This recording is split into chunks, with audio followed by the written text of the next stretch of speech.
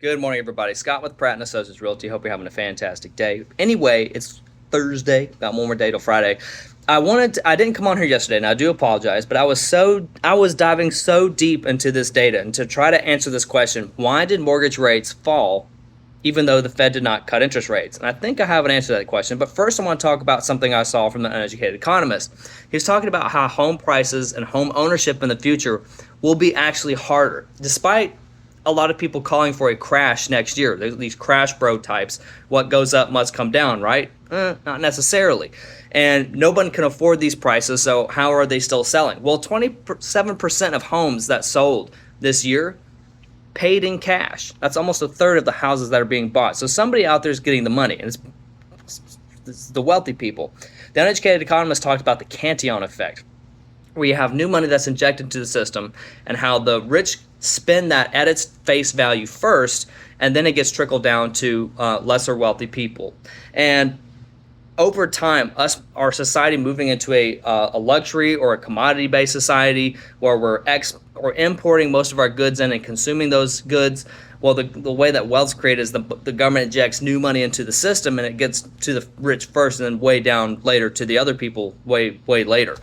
And by then it has such a weak buying power. But the way to fix this is for us to become a producing and saving society again. And that's why I've been really pushing the cash challenge this year since July 1st. You need to be saving your cash. You need to be hoarding wealth in some way to separate yourself. Because if you're not doing this actively, even if it's just a tiny bit,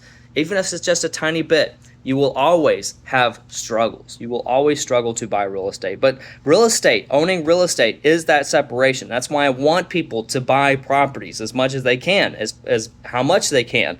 Buy something, buy land. It's a hard asset. Buy real estate. It's good tea. Anyway, to answer that question, why did mortgage? So I hope that answers that. I know everyone's like, I'm just going to wait for a crash.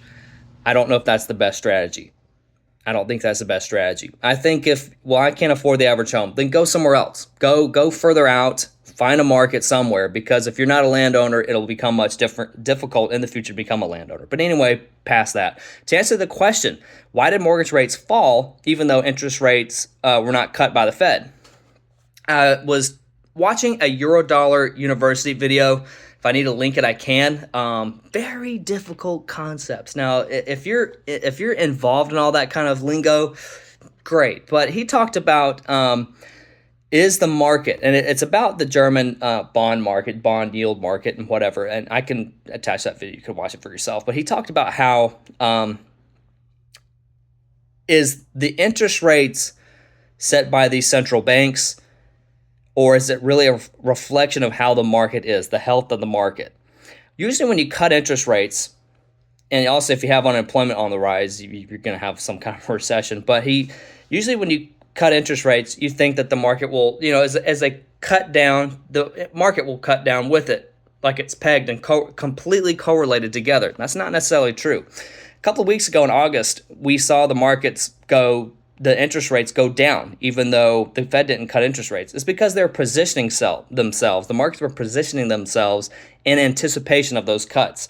Now, the uneducated economists were talking about it last year, how the interest rates rose. And the Fed was staggering their interest rate, raising the interest rates, whereas the market just went straight up within just a few weeks because they're pricing that in. From the educated economist, mortgage markets took into considerations where rates were going, positioned itself ahead of time.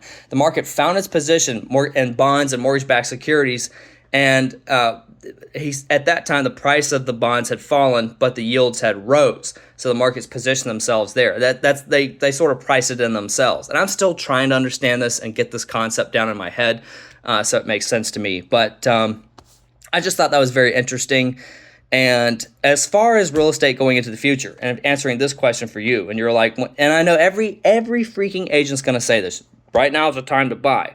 I think, yes, in this year, this is your opportunity. January might have been your opportunity, but I think from about now until the first or second week of January is a decent time to buy. There's less competition. Yes, rates are higher. They have come down some because there are anticipations of cuts.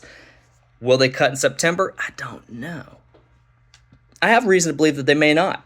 At the Jackson Hole speech, it said that how, the headline is how dovish Jerome Powell was, but when you actually read the speech, he still talks about needing more data and whatnot. And if I have to, I'll pull that speech back up, and that might be a second video. But anyway, this video is way too long already. If you've watched it all the way through, wow. But thank you so much for watching, and hope y'all have a fantastic day. Talk to you later. Bye.